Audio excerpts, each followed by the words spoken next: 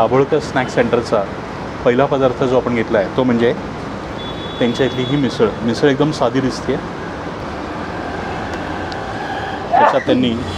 त्याच्यात त्यांनी वाटाणा आणि मटकी असा हा रस्सा दिला आहे किंवा सॅम्पल दिला आहे आणि त्याच्यावर त्यांनी फरसाण आणि शेव हे आपल्याला दिलेलं आहे आणि सोबत लिंबू आणि चिरलेला असा हा कांदा दिला आहे. सॅम्पलमध्ये मला बटाट्याचेही काही काप असे दिसलेत.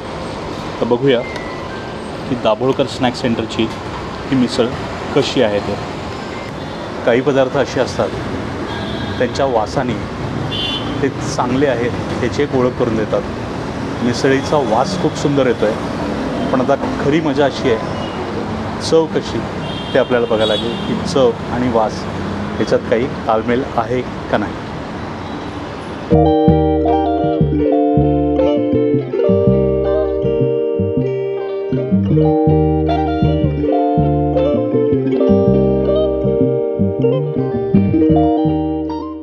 मिसळीतल्या तिखटपणाने ओळख पटवून दिली आहे की मी मिसळ आहे.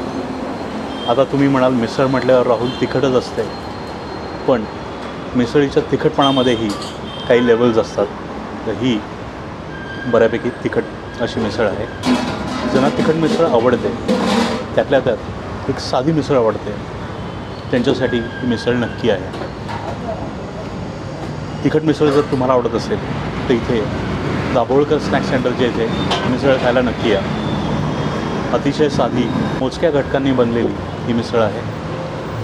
तिखट सॅम्पल, फरसाण आणि शेव आणि असा कांदा.